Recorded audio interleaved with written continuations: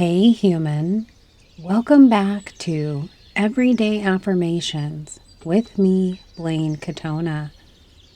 This is week 2 of our dive into our relationship with perfectionism.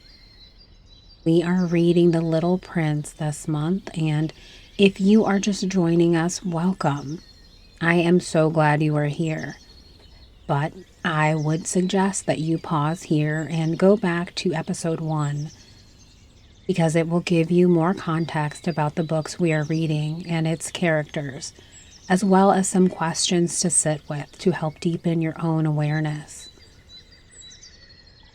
On the prince's planet, he has a rose.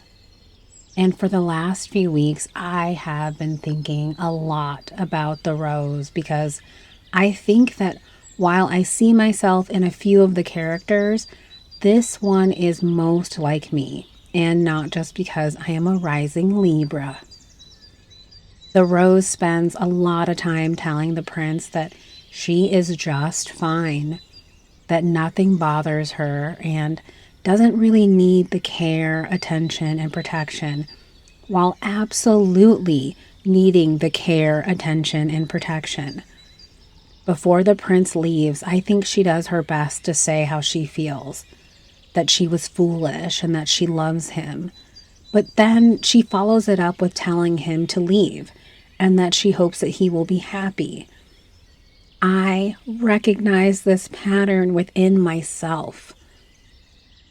My childhood is likely the exact kind of chaos you picture when I say that every member of my biological family has schizophrenia but me.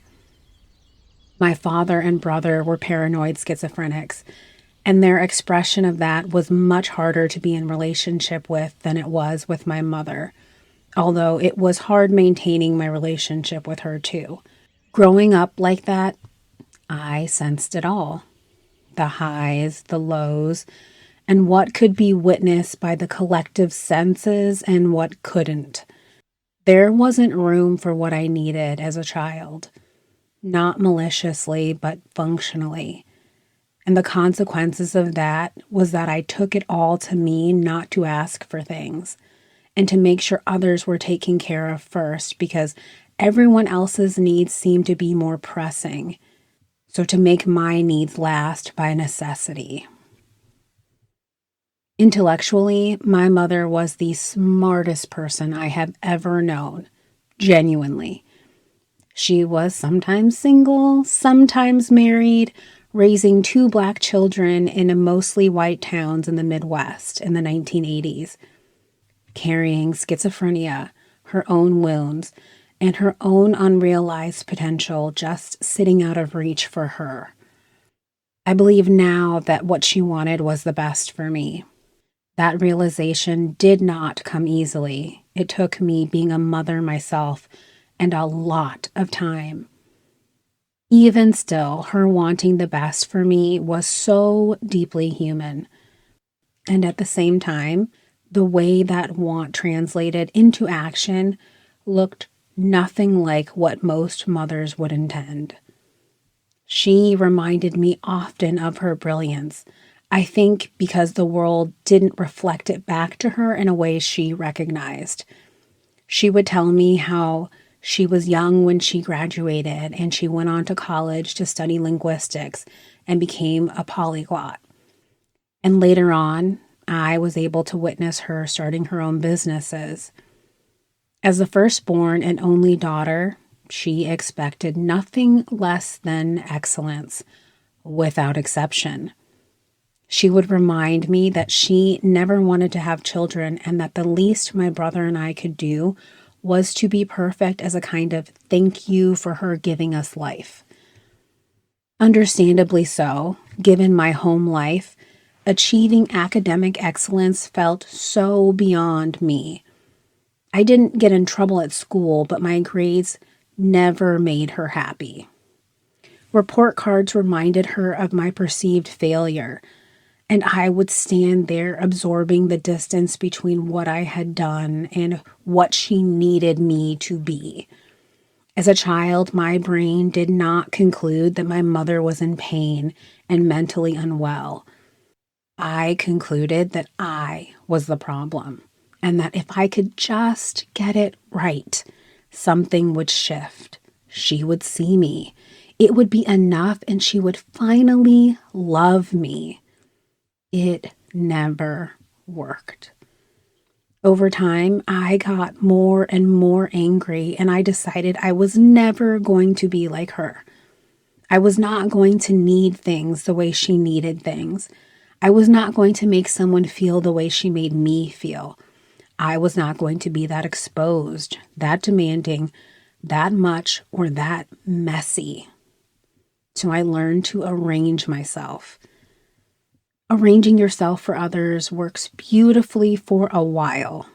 You become someone who is easy to be around, someone who does not require much, someone who seems to have everything handled on the surface. And people genuinely appreciate that. They stay close to it. They can relax around it. What they do not know is what the arrangement does to the one who is arranging. That they can never really know you because you are managing their expectations and perceptions of you. They never get a chance to fully see you and love you, which is the exact thing you are really looking for in the first place.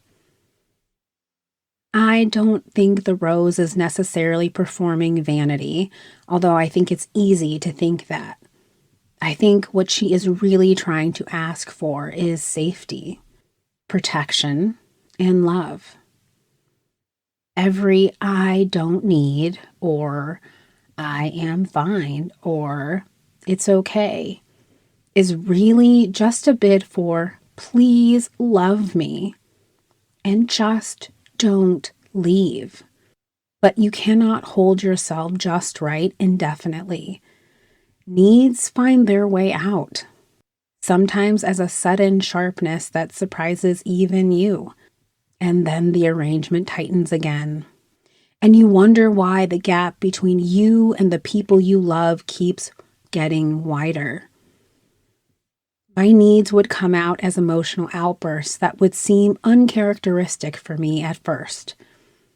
But the more my needs went unmet, the more emotional and erratic I showed up to people until it would get so bad that the relationships had to be severed. It has taken 24 years, the understanding of astrology, and her death for me to understand my mother differently. Not to excuse what happened, but to see it all more fully. My mother was doing what humans do when the list of things they cannot control becomes too long for them to handle. They find the things they can. She could not control her illness or the people in her life who found it extremely difficult to love her and meet her where she was at. She could not control the places I grew up in. She could not control what the world was going to ask of a Black girl growing up in it. But she could set a standard. She could require perfection. And in her mind, that really was love. She passed away in 2024, still measuring, still waiting for the perfect daughter with the perfect life to arrive and make sense of everything she had been through. That satisfaction never came for her. Not because it wasn't possible, but because the standard she had set was never actually about me. It was about everything she had never been able to make right within herself. My mother used perfectionism the way a lot of us do. She applied it to the things she could control: her work, her intelligence, her standards, because those felt manageable. And then she turned it outward toward her children, because we were the place where everything she could not manage internally finally had some place to go. Your version might not look like this. It might show up in your relationships, your healing, or the way you move through a room. But somewhere, there is a version of you that decided the need was not safe to show. And somewhere adjacent to that decision, there was still someone hoping to be seen.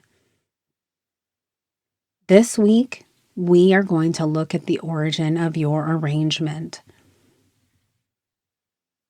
As you sit with your own relationship with perfectionism, can you see the pattern and how it shows itself in your own life?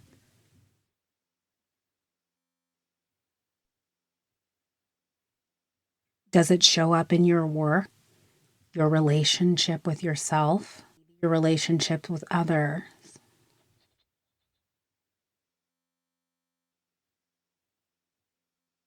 When do you think you first learned that your needs were something to manage rather than express?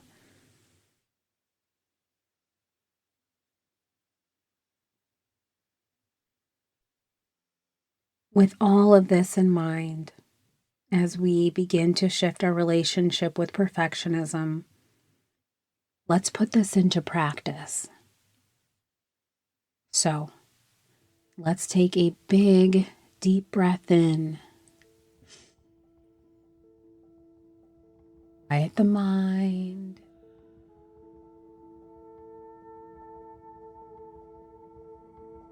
Open self. Now, let's begin. I am learning to separate the past from what is true today.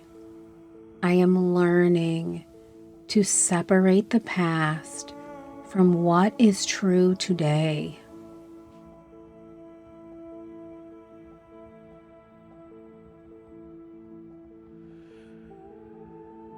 I am allowed to have needed more than I received.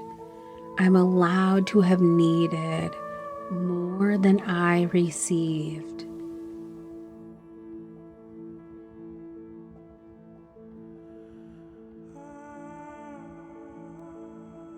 I am learning to release conclusions I drew about myself from situations that were not healthy.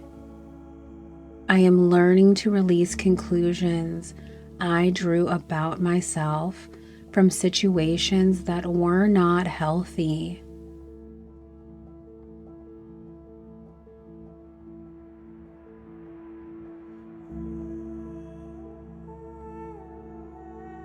I offer gratitude to every version of me that was doing their best.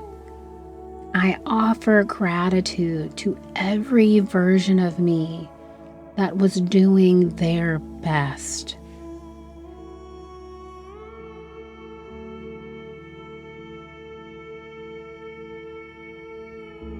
I am learning to see earlier versions of me with compassion rather than judgment. I am learning to see earlier versions of me with compassion rather than judgment.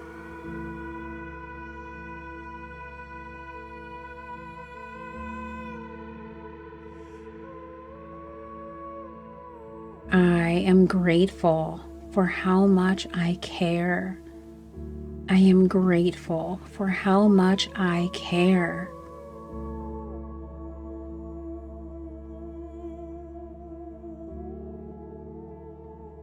I am learning to update the version of me that was created out of survival. I am learning to update the version of me that was created out of survival.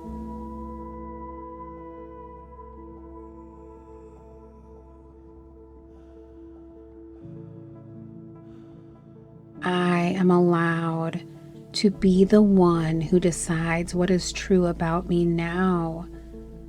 I am allowed to be the one who decides what is true about me now.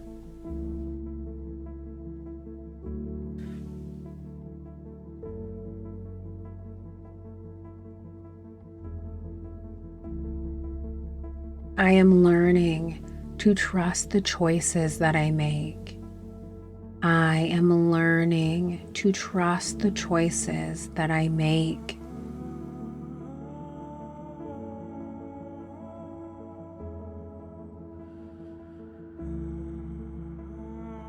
I am learning to trust that my needs are not too much.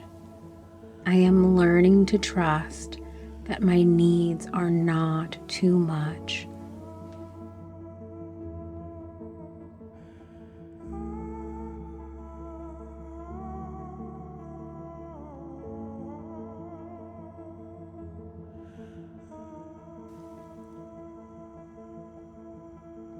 Give grace to the version of you who made the arrangement. It made sense when you made it. Until next time, keep affirming, keep believing, and keep pouring your unique magic into the world.